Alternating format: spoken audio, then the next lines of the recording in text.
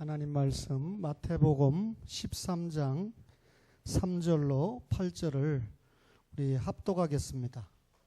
마태복음 13장 3절로 8절입니다. 함께 합독하겠습니다. 시작. 예수께서 비유로 여러 가지를 그들에게 말씀하여 이르시되 씨를 뿌리는 자가 뿌리러 나가서 뿌릴새 더러는 길가에 떨어지매 새들이 와서 먹어버렸고 더러는 흙이 얇은 돌밭에 떨어지매 흙이 깊지 아니하므로 곧 싹이 나오나 해가 돋은 후에 타서 뿌리가 없으므로 말랐고 더러는 가시떨기 위에 떨어지매 가시가 자라서 기운을 막았고 더러는 좋은 땅에 떨어지매 어떤 것은 100배 어떤 것은 60배 어떤 것은 30배의 결실을 하였느니라. 귀 있는 자는 들으라 하시니라. 아멘.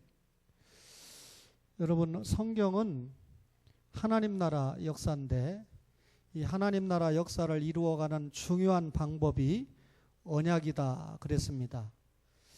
크게는 구약과 신약이 있고 또 행위 언약과 은혜 언약이 있지만 중요한 한 언약이 아브라함이 받은 언약입니다.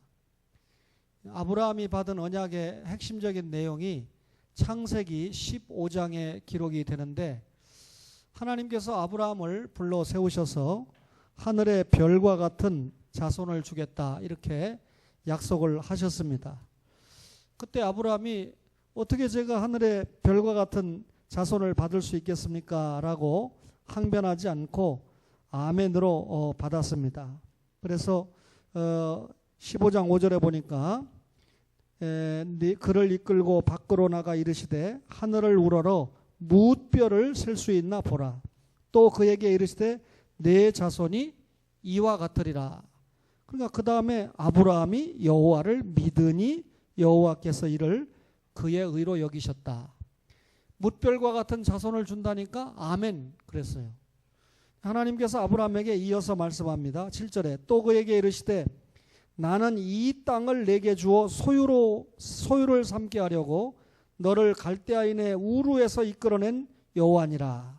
그러니까 이 땅을 내게 주어 소유를 삼게 하겠다. 그러면 또 아멘 해야 되는데 아브라함이 뭐라 그러냐면 그가 이르되 주 여호와여 내가 이 땅을 소유로 받을 것을 무엇으로 알리까?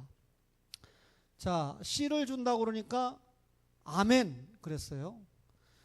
땅을 준다고 그러니까 그거 제가 어떻게 알아요? 하고 아브라함이 불신앙의 모습을 보였습니다. 여러분, 아브라함에게 씨를 준다고 하는 것은 가깝게는 이삭을 이야기하는 거고 조금 멀리는 갈라디아서 말씀한 대로 아브라함에게 자손은 여럿이 아니라 예수 그리스도를 이야기한다. 예수 그리스도를 아브라함을 통해서 보내주시겠다. 그렇게 약속을 한 것입니다. 씨를 준다고 하니까 아멘, 밭을 준다고 그러니까 노멘 그랬어요. 근데 여러분, 하나님의 계획이 인간이 거부한다고 중단하십니까? 그렇지 않잖아요. 결국은 하나님께서 아브라함에게 횃불 언약을 세우셔가지고 나는 생명을 걸고 너하고 한 약속을 지킨다. 내가 너에게 씨를 주겠다고 하면 씨를 주는 것이고 밭을 주겠다고 그러면 땅을 주겠다면 땅을 주는 것이다. 네가 믿거나 안 믿거나 나는 생명을 걸고 지킨다. 이게 횃불 언약이죠. 새와 동물의 가운데를 쪼개면 여러분 피가 나오지 않습니까? 피를 보고 하나님이 약속을 했어요. 그 약속 어떻게 지켰습니까? 하나님이신 예수님이 십자가에서 보혈을 흘려서 우리를 구원하겠다고 하는 약속을 지키셨죠. 그게 횃불 언약의 내용인데 중요한 것은 여러분 아브라함이 씨를 준다고 하니까 아멘 했는데 밭을 준다고 하니까 불신앙을 보인 모습 때문에 네 후손들이 이방에 가서 객이 되고 400년 동안 종살이 하다가 4대 만에 큰 재물을 가지고 나온다. 이게 불신앙에 대한 하나님의 조치입니다. 그래 여러분 아시는 대로 야곱 때 70명이 들어갔죠. 그래가지고 430년 동안 종살이 했는데 성경에 400년이라고 하는 것은 그 시대는 1세대를 100년이라고 봤기 때문에 4대 만에 나온다는 걸 강조하기 위해서 400년이라고 했어요. 그러면 야곱 때 들어갔죠. 자, 야곱의 아들 1대, 레이가 1대죠. 그 다음에 고앗이 2대죠. 아므람이 3대죠. 그 다음에 모세 때 나왔으니까 정확하게 4대 만에 나오는데, 이스라엘 백성이 독립전쟁 가지고 나왔습니까? 아니죠. 하나님께서 10번째 재앙을 통해서 애굽의 장자와 초태상을 다 죽여버리니까 바로가 손들어버리고 다 가지고 가라. 이제는 큰일 나게 생겼거든요. 그래서 요구하는 재물을 다 가지고 나올 수 있도록 하므로 하나님께서 아브라함에게 주셨던 약속은 그대로 역사의 전개상에서 지켜지게 됩니다. 분명한 것은 아브라함이 씨를 준다 그러니까 아멘 그랬는데, 밭을 주겠다, 땅을 주겠다 그러니까 불신앙의 모습을 보였어요. 여러분, 맨 뒤에서 예배 드리시는 김교천 장로님에게 아들도 하나 있고 딸도 하나 있습니다. 씨가 중요합니까? 밭이 중요합니까? 이렇게 물으면 씨가 중요하다고 대답하지요. 이유는 김씨 가문을 이어야 될 사람이 김씨니까. 그죠? 보통 우리 동양 사람들은 씨가 중요하다 이렇게 대답을 하지만 성경은 씨가 중요하지 않고 밭이 중요하다라고 하는 걸 확언하고 있습니다. 여러분, 아브라함이라고 하는 씨가 결국은 이 불신앙이 좀 짙어져서 사라를 통해서 이삭을 받는 것으로 만족해야 되는데, 이게 하나님이 약속한 것이 좀 더뎌지니까 사라의 말을 듣고 몸종인 하갈을 취해가지고 이스마엘을 낳습니다. 이게 여러분 이삭과 이스마엘 때문에 오늘날 중동전쟁의 화근이 된 거 아닙니까? 중동전쟁의 원흉은, 진범은 아브라함입니다. 그런데 여러분, 유대교도 아브라함 찾죠? 이슬람교도 아브라함 찾죠? 우리도 아브라함 이야기 빼놓을 수가 없잖아요. 자, 그러면 하나님께서 아브라함을 통해서 얻은 아들 가운데 이삭이 있고 이스마엘이 있는데, 신학자 바울이 뭐라 그랬습니까? 이삭은 약속의 자녀다. 이스마엘은 여러분 약속받지 못한 자녀다. 이삭은 성령의 자녀다. 그죠? 그 다음에 이스마엘은 육체의 자녀다. 이렇게 규정을 하잖아요. 쉽게 말하면 이삭은 택자 라인이고, 이삭을 통해서 예수님이 오는 거죠. 이스마엘은 불택자의 라인입니다. 그런데 하나님께서 하갈에게, 이 아브라함에게 하갈을 통해서 낳은 씨도 내 씨다. 맞잖아요. 여러분, 그렇다면 아브라함이라고 하는 씨 속에서 이삭도 나왔고 이스마엘도 나왔어요. 같은 씨입니다. 그런데 같은 씨인데 하나는 택자고 하나는 불택자예요. 기준이 뭡니까? 어머니가 누구냐에 따라서 나눠진 거예요. 어머니가 사라냐? 약속의 자녀죠. 어머니가 하갈이냐? 여러분, 약속받지 못한 육체의 자녀가 돼버리고 말았습니다. 자, 이 정도 설교하면 씨가 중요합니까? 밭이 중요합니까? 지금 최명자 집사님은 굉장히 기분이 좋으신데, 한인석 집사님은 지금 은혜를 조금 받지 못하려고 하는 분위기로 가고 있어요. 왜냐하면 밭이 중요하다 그러니까 씨가 중요하지 않고. 설교를 다 들어봅시다. 여러분, 마침내 하나님께서 약속하신 대로 아브라함에게 이삭이 태어났습니다. 근데 이 아브라함 시아버지가 며느리를 구하는데 자기 종 엘리에셀을 이 고향으로 보내가지고 며느리감을 구해오는데 아주 정성을 들이죠.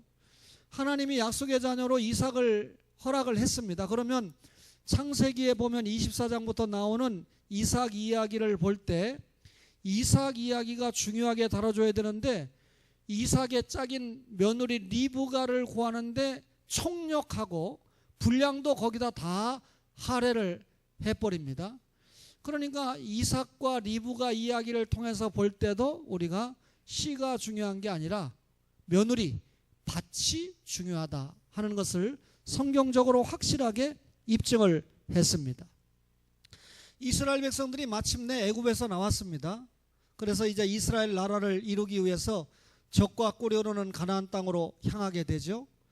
여호수아 장군 때 마침내 가나안 땅에 입성을 하고, 여호수아가 죽고 난 다음에 사사시대가 전개가 되는데 하나님의 언약을 준수하느냐 준수하지 못하느냐가 이스라엘의 성공과 실패를 결정하게 돼 있었습니다. 그런데 여러분, 사사기 뒷부분에 가면 레위가 첩을 얻었다.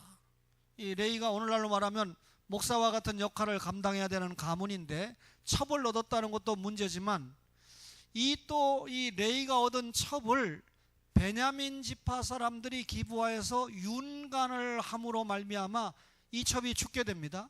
그래서 레위가 이 죽은 첩을 12조각을 내가지고 이스라엘의 12지파에다가 고발을 해버리잖아요. 그러니까 이스라엘의 12지파가 베냐민 지파를 응징할 수밖에 없지요. 그러면 베냐민 지파가 빨리 손들고 잘못한 것을 고백을 하고 회개를 해야 되는데 그렇지 못해가지고 전쟁을 해서 결과적으로 베냐민 지파는 씨만 한 600명 남고 밭은 하나도 없이 다 끝나버리게 됩니다. 다시 말하면 베냐민 지파의 여자가 싹 없어져 버렸습니다. 뭐만 남았다고요? 씨만 약간 남았습니다. 사사기 다음에 있는 룻기서라고 하는 성경을 보면 나옴이라고 하는 여자가 흉년이 들으니까 베들레헴을 떠나서 모압 땅으로 이주를 하게 되죠. 이 모압 땅으로 이주했더니 남편 엘리멜렉 죽죠. 그 다음에 거기에서 며느리를 둘이나 봤지만 룻과 오르바라고 하는 며느리를 봤지만 말론도 죽죠. 기론도 죽었습니다. 여러분, 엘리멜렉, 말론, 기론이 유다 지파입니다. 창세기 49장에 보면 예수님이 무슨 지파에서 온다고 그랬죠? 유다 지파에서 온다고 그랬는데 씨가 다 죽어버렸어요. 씨가 없어져 버렸어요. 그리고 뭐만 남았습니까? 나오미, 그 다음에 룻과 오르바. 오르바는 가버리고 룻이라고 하는 반만 남아버리고 말았습니다. 그리고 결국 베냐민 지파에는 밭이 없다 보니까 더 이상 자녀를 양산할 수가 없는 그런 상황이 되니까 결과적으로 사사기 뒷부분에 보면 이스라엘 백성들이 이 의식절기에 춤추는 이 여자들을 너희들이 취하라 이렇게 허용을 해주므로 일부 베냐민 지파가 여인들을 취해서 결국 나온 게 누구냐면 이스라엘의 초대 왕인 사울입니다. 그러니까 여러분, 씨만 남은 베냐민 가문에서 겨우 밭을 약간 조달받아서 대표적으로 나온 것이 사울이라고 하는 대표적인 초대 왕입니다. 그런데 여러분, 유다 지파는 다 죽어버리고 뭐만 남았습니까? 반만 남았는데 하나님께서 구속계획 속에 넣어두었던 꼬엘 제도, 꼬엘 제도가 뭔지 알죠?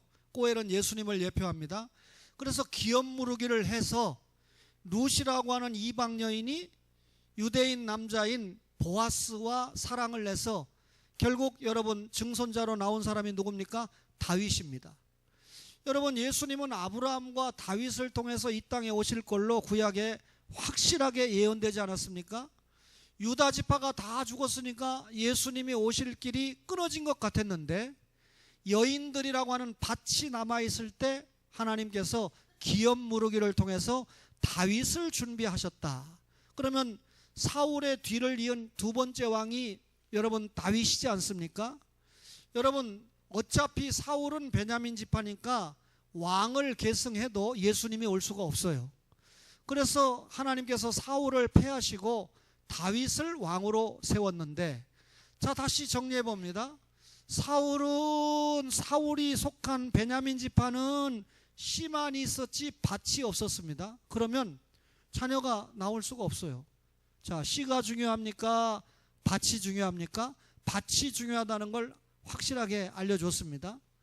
그런데 여러분, 유다 지파는 씨는 없었지만 밭이 있었습니다.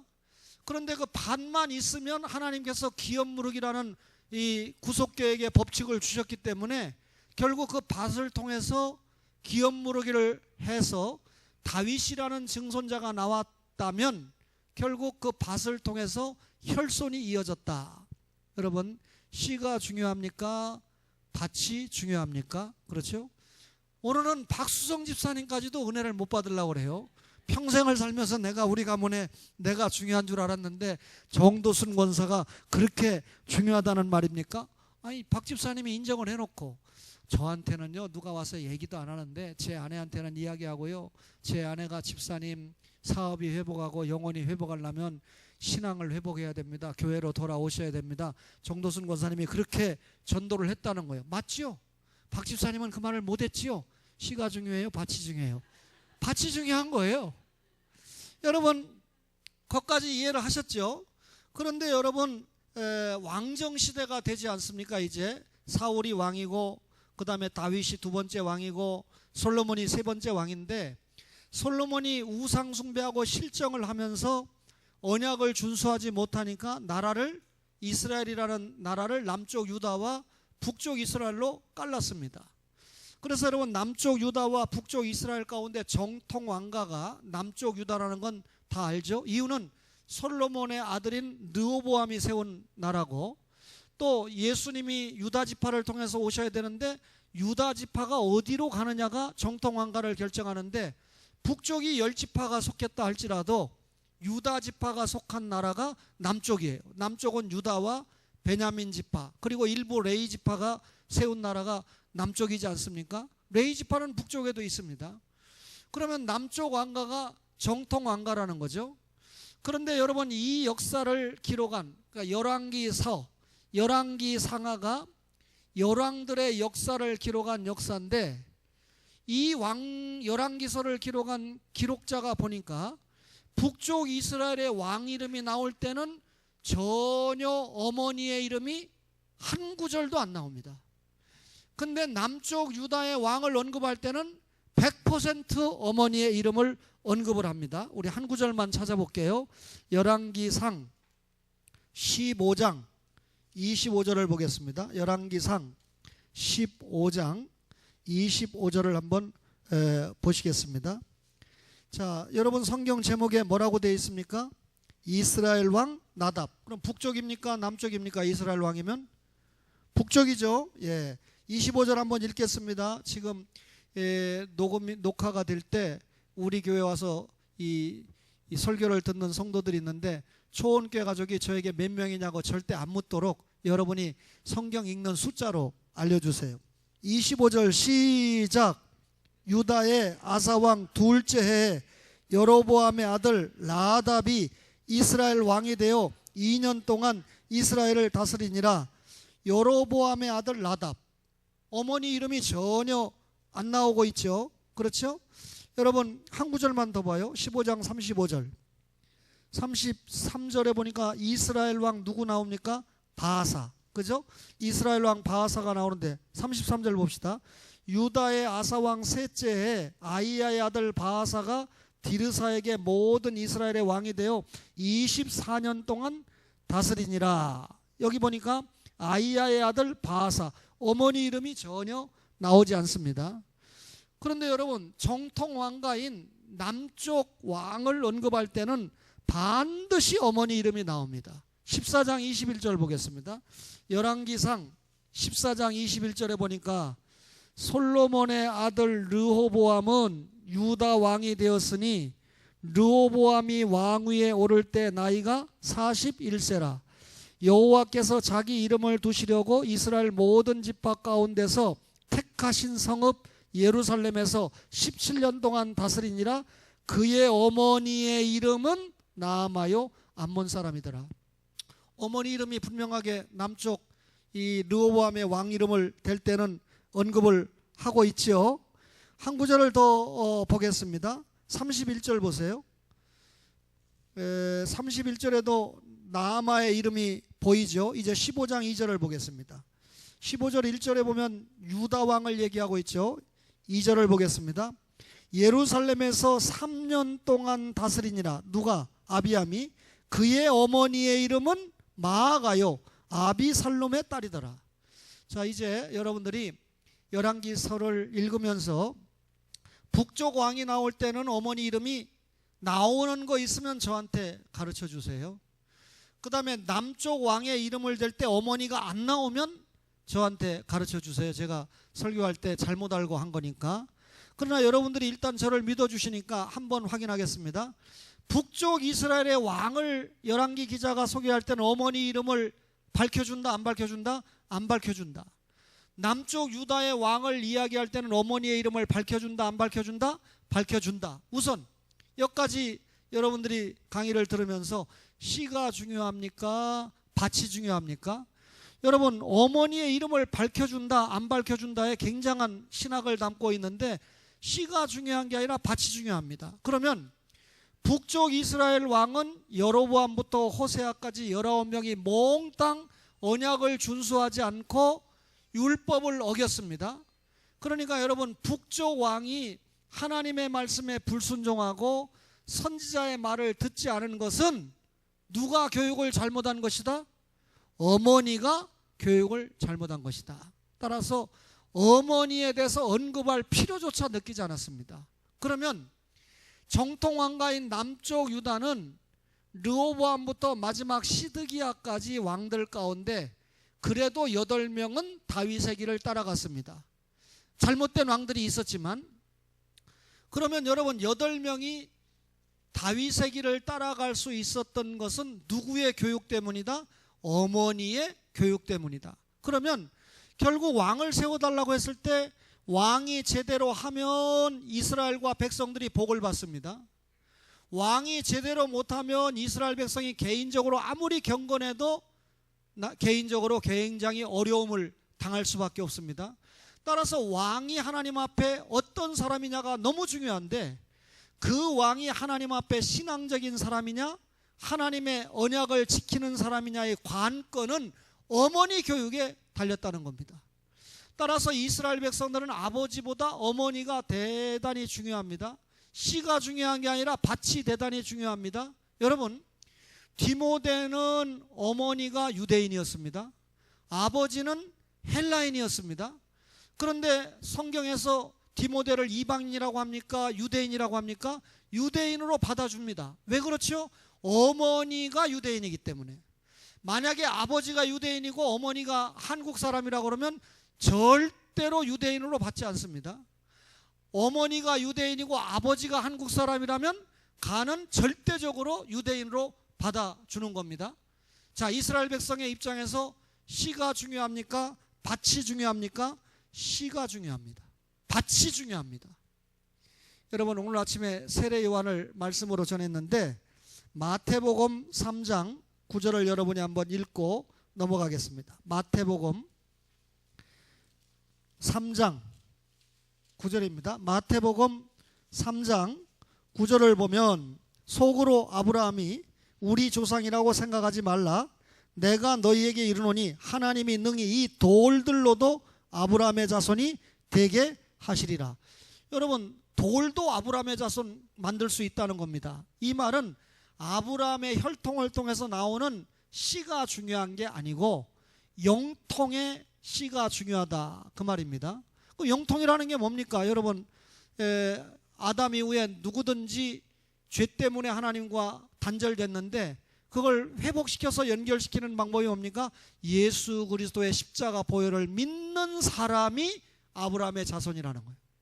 그게 미국 사람이 됐든지 한국 사람이 됐든지 유대인이 됐든지 이방인이 됐든지 관계없이 예수 그리스도를 믿는 사람이 아브라함의 씨다, 그 말입니다. 여러분, 결과적으로 지금까지 여러분에게 제가 짧은 시간 말씀드린 가운데 씨가 중요한 게 아니라 밭이 중요합니다. 예수님께서 이 땅에 오셔서 마태복음에 보면 5편의 설교를 남기셨는데 그 세 번째 설교가 마태복음 13장입니다. 오늘 여러분 마태복음 13장을 통해서 7가지 천국 비유를 설명을 하고 있는데 그 첫 번째가 씨 뿌리는 비유 아닙니까? 여러분 13장 3절을 보세요. 예수께서 비유로 여러 가지를 그들에게 말씀하여 이르시되 씨를 뿌리는 자가 뿌리러 나가서, 씨 뿌리는 비유가 시작이 되죠. 그러면 그 앞에 어떤 일이 있었습니까? 12장 46절부터 50절까지 보니까 예수님께서 말씀하시려고 밖에 섰는데 한 사람이 예수님께 당신의 어머니, 당신들의 동생들이 당신께 말하려고 왔습니다. 그러니까 예수님이 뭐라고 얘기합니까? 누가 내 어머니고 누가 내 동생이냐? 어머니와 나의 동생들을 봐라. 누구든지, 시작 50절 시작, 누구든지 하늘에 계신 내 아버지의 뜻대로 하는 자가 내 형제요 자매요 어머니이니라. 결국 예수님의 어머니요 예수님의 형제요 예수님의 자매는 예수님이 뭐라고 합니까? 하나님의 뜻대로 행하는 자, 하나님의 뜻대로 예수 믿는 자, 하나님의 뜻대로 예수 믿고 행하는 자가 예수님의 가족입니다. 그러면 여러분, 예수님의 이 마리아와 요셉을 통해서 나온 혈통적인 가족이 중요한 게 아니라 예수 믿고 하늘나라 가족이 된 십자가의 피로 맺은 가족이 진짜 가족이라는 거예요. 그럼 여러분, 교회 안에서 십자가의 피로 맺은 가족이 진짜 가족이지, 저는 여러분 사촌도 못 본 지 오래됐고요, 이촌도 못 본 지 오래됐고요, 팔촌은 뭐 어디 사는지 죽었는지 사는지 알지도 못하고요. 여러분, 무슨 말입니까? 제가 지금 하는 말이, 여러분 매일같이 보고 서로를 위해서 기도하는 영통 안에, 교회 안에 사랑의 가족이 진짜 십자가 아래 가족이지, 저 뭐 혈통의 가족은 성경적으로 그렇게 영통의 가족에 비해서 중요하지 않다. 다만 혈통의 가족들이 여러분 우리에게 전도의 대상이고, 믿는다면 양육의 대상임에는 틀림이 없죠. 여러분들이 중요하게 씨 뿌리는 비유 전에 예수님께서 여러분 좋은 밭을 설명했습니까? 안 했습니까? 좋은 밭이 뭡니까? 아버지의 뜻대로 행하는 밭이 좋은 밭이다 설명했습니다. 씨 뿌리는 비유가 끝났습니다. 자, 13장 53절을 보세요. 13장 53절을 보니까 예수께서 이 모든 비유를 마치신 후에 그곳을 떠나서 고향으로 돌아가사 그들의 회당에서 가르치시니, 그들이 놀라 이르되 이 사람의 이 지혜와 이런 능력이 어디서 났느냐? 이는 그 목소의 아들이 아니냐? 그 어머니는 마리아, 형제들은 야고보, 요셉, 시몬, 유다라 하지 않느냐? 그 누이들은 다 우리와 함께 있지 아니하냐? 그런즉 이 사람의 이 모든 것이 어디서 났느냐 하고 시작. 예수를 배척한지라. 예수께서 그들에게 말씀하시되 선지자가 자기 고향과 자기 집 외에서는 존경을 받지 않음이 없느니라 하시고, 그들이 믿지 않음으로 말미암아 거기서 많은 능력을 행하지 아니하시니라. 여러분, 지금 예수님이 씨 뿌리는 비유를 위시한 천국 비유 7가지를 다 마치니까 고향 사람들이 예수님을 배척했습니까? 안 했습니까? 배척했습니다. 예수님을 배척했다는 말은 말씀을 받았다는 말입니까? 안 받았다는 말입니까? 안 받았다는 말입니다. 예수님의 고향 사람들은 지금 좋은 밭입니까? 나쁜 밭입니까? 좋은 밭이 아닙니다. 비유가 끝나고 난 다음에 예수님이 또 분리했어요. 아까는 좋은 땅을 구별했고 지금은 나쁜 땅을 구별한 겁니다. 좋은 땅을 구별했고, 씨 뿌리는 비유 전에 비유가 끝나고 나서는 나쁜 땅을 구별을 했습니다. 그러면 여러분과 제가 좋은 땅, 좋은 밭이 뭔지 알아야 될 거 아닙니까? 오늘 우리가 시작하면서 마태복음 13장 4절부터 읽었는데 4가지 밭이 있습니다. 길가밭이 있죠. 새들이 와서 먹어버렸네요. 흙이 얇은 돌밭이 있죠. 흙이 깊지 않으니까 싹이 나왔지만 뿌리가 말라서 열매를 거두지 못했습니다. 7절에 가시떨기밭이 있는데 가시가 자라서 기운을 막아버렸습니다. 더러는 좋은 땅에 떨어지니까 100배, 60배, 30배의 결실을 했습니다. 몇 가지 종류의 밭이 있죠? 4가지 종류의 밭이 있습니다. 뒷장으로 가세요. 13장 18절을 보세요. 그런즉 씨 뿌리는 비유를 들으라. 아무나 천국 말씀을 듣고 깨닫지 못할 때는 악한 자가 와서 그 마음에 뿌려진 것을 빼앗나니, 악한 자가 빼앗는 건 뭡니까? 길가에 뿌려진 밭. 길가 밭에다가 씨를 뿌려봐야 악한 자가 와서 쪼아 먹어버려서 소용없어. 돌밭에 뿌려졌다는 것은 말씀을 듣고 즉시 기쁨으로 받되 속에 뿌리가 없어 잠시 견디다가 흙이 얇으니까 뿌리가 없잖아요. 말씀으로 말미암아 환난이나 박해가 일어날 때 넘어지는 자다. 가시떨기밭, 여러분 돌밭, 여러분 돌밭에 떨어지는 건 말씀을 처음에는 뭐 예수 혼자 믿는 것처럼 설치고 다 다니다가 말씀에 뿌리가 없으니까 약간의 환난이 오고 약간의 예수 믿는 때문에 어려움이 오니까 넘어져 버리는 거예요. 열매 없어요. 가시떨기에 뿌려졌다는 것은 말씀을 들으나 세상의 염려와 재물의 유혹에 말씀이 막혀 결실하지 못했다. 가시떨기밭에 뿌려졌다는 말이 무슨 말입니까? 말씀은 듣긴 들었어요. 그런데 말씀을 듣는데 세상 염려가 너무 커 재물의 유혹에 빠져가지고 결국 말씀이 자라지를 못하는 겁니다. 그런데 좋은 밭에 뿌려졌다는 것은 말씀을 듣고 깨닫는 자니 결실하여 어떤 것은 100배, 어떤 것은 60배, 어떤 것은 30배가 되느니라. 자, 여러분, 밭이라고 하는 밭은 똑같아요. 여러분, 흙이 얇은 돌밭이든지 길가 밭이든지 가시떨기 밭이든지 좋은 밭이든지 똑같은 밭에 똑같은 씨가 떨어졌습니까? 안 떨어졌습니까? 씨는 똑같이 떨어졌습니다. 그런데 밭이 어떤 밭이냐에 따라서 열매를 맺기도 하고 못 맺기도 했다는 말이에요. 그러면 여러분에게 다시 한번 묻겠습니다. 씨가 중요합니까? 밭이 중요합니까? 밭이 중요하죠. 씨는 똑같이 뿌렸는데 좋은 밭일 때 열매를 얻은 거 아닙니까? 가시떨기 밭 소용없어. 그죠? 씨는 똑같이 뿌렸습니다. 씨는 똑같이 뿌렸으니까 무슨 밭이든지 씨는 똑같이 뿌렸어요. 그러면 씨가 중요하면 열매를 다 맺어야 되는데 밭이 어떤 밭이냐에 따라서 열매를 맺기도 하고 못 맺기도 하니까 밭이 얼마나 중요합니까? 그러면 열매를 맺는 밭을 오늘 성경이 뭐라 했습니까? 여자라고 그랬습니까? 아니면 23절 좋은 땅에 뿌려졌다는 것은 시작 말씀을 듣고 깨닫는 자니 결실하여. 그러면 좋은 밭이 뭡니까? 말씀을 듣는 밭. 좋은 밭이 뭡니까? 말씀을 깨닫는 밭. 좋은 밭이 뭡니까? 결과적으로 열매를 맺는 밭. 그죠? 여러분, 그렇다면 오늘 이 말씀을 받으면서 예수님의 비유의 핵심이 뭡니까?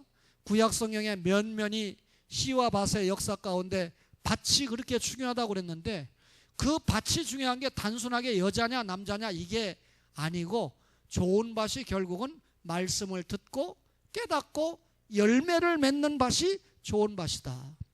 디모데를 이야기했습니다만 외할머니가 외조모 로이스 어머니 유니게를 통해서 어려서부터 성경을 배웠습니다. 어려서부터 성경을 깨달았는데 구약만 배우다 보니까 바울 사도를 만나서 예수를 깨닫게 되니까 얼마나 멋진 하나님 나라의 종이 됐습니까? 여러분, 어머니 할머니의 교육을 받았다. 밭의 교육이 이렇게 중요한 겁니다. 그렇다면 오늘 우리 초원교회가 씨가 아니라 밭이 돼야 되는데, 좋은 밭이 돼야 되는데, 교회가 좋은 밭이 된다는 건 무슨 말입니까? 하나님의 말씀을 바로 가르쳐 줘야 돼요. 하나님의 말씀을 바로 가르쳤을 때 성령님께서 툭 치면 그 밭은 말씀 충만, 은혜 충만, 성령 충만으로 연결될 수밖에 없는 것이죠. 오늘 오전에 보라 세상죄를 지고 가는 하나님의 어린 양을 보라 라고 하는 하나님의 어린 양에 대한 말씀을 전했습니다. 여러분, 그 말씀을 받고 결국 우리가 하나님의 어린 양을 믿고 구원받은 좋은 밭이면 그 다음에 하나님의 어린 양을 계속해서 세례 요한처럼 전하는 사명을 우리가 감당해야 된다. 전하는데 반드시 행위가 따라와야 된다라고 하는 말씀을 성령 충만과 예수님도 성령 충만했고 그 말씀을 전하는 우리도 성령 충만해서 생활이 뒷받침되는 말씀을 전해야 된다라고 하는 말씀을 했습니다. 목사가요, 하나님의 말씀을 전하는 사람이기 때문에 밭을 잘 만나야 됩니다. 목사가 잘 만나야 될 밭이 뭐죠? 사모입니다. 안현숙 사모에 대해서는 여러분들에게 평가를 매기는데 참고로 성은 안 쉽니다. 제가 집에서 말씀을 등한히 연구한다든지 기도를 등한히 한다든지 그러면 당신을 만난 성도들이 참 불쌍하다. 이게 저한테 아주 최고 무서운 말이에요. 그 다음에 두 번째 밭이 누굴까요? 여전도사님을 잘 만나야 돼요. 그죠? 괜히 최재희 전도사님 글을 보고 저쪽에 어떤 여인이 울고서 저한테 답을 보냈는데 이름은 선심이야. 김선심 권사가 자기도 아이들이 어렸을 때 남편이 사고로 세상을 떠났잖아요. 그래서 두 아들을 그냥 열심히 길러가지고 이제 장가 보내고 나니까 혼자 지금 열심히 사는 거예요. 사진을 보더니 카톡에 있습니다. 응? 김병준 장로님 이름을 몰라. 어디서 많이 그때부터 보신 분인데 지금까지 계시느냐 이겁니다. 그래서 그 부인도 앉아 계시네요 하면서 초원교회 나오냐고 그래서 예, 지금 나온다고 내가 알려줬어요. 나중에 내 카톡 확인하고 그분 좀 오시라고 그래서 커피 한 잔 사보세요. 자기가 그런 생활을 살아보니까 최전사님이 믿음으로 자녀들을 기르고 주님을 남편으로 해서 살아온 과정이 거기에 적혀 있으니까 굉장히 은혜가 되는 거예요. 그렇죠? 우리 상훈 청년이 앞에서 지연이를 이야기했는데 제가 지연이하고 2년 동안 같이 살아보니까 좋은 밭이다 아니다를 제 나름대로 판단을 해서 인정하는 거 아닙니까? 여러분 이 여전도사님의 동역이 참 감사해요. 그 다음에 세 번째 밭이 뭘까요? 권사와 여집사라고 하는 밭입니다. 그죠? 초원교회 권사님들이 많고 여집사님들이 많이 계십니다. 그러면 사모, 여전도사, 권사, 집사 이분들이 학벌이 좋으냐 인물이 어떠냐 무슨 뭐 헌금을 많이 하느냐 적게 하느냐 뭐 이런 차원이 아니죠. 오늘 말씀을 받으면서 밭이 중요하다 무슨 말입니까? 저에게 가장 중요한 밭은 뭡니까? 하나님의 말씀을 듣고 하나님의 말씀을 깨닫고 하나님의 말씀대로 살아서 결실하는 자가 가장 중요한 밭입니다. 그러니 여러분 예배 시간에 안 졸아야 되죠. 그죠? 근데 오늘 예배 시간에 좋은 건 전판 99.9%가 소분한 권사님 책임이죠. 근데 여러분 절제를 할 줄 알아야 되는데 맛있네 그러면서 다 갖다 먹더라고요. 저는 조금밖에 못 먹는데 제가 초원교회 담임 목사인 게 억울해요. 말씀을 전하려다 보니까 아무리 좋은 식탁이 준비가 돼도 저는 절제할 수밖에 없어요. 예, 용서하세요. 이제 끝나고 나면 집에 가서 제가 배고프다고 제 아내에게 하소연합니다. 저녁 때도 안 됐는데 사랑하는 초원의 가족 여러분 좋은 밭이 돼야 됩니다. 말씀을 열심히 들읍시다. 그리고 깨달읍시다. 그리고 깨달은 대로 실천해서 열매를 많이 맺는 축복의 초원밭이 되시기를 주의 이름으로 간절히 바랍니다.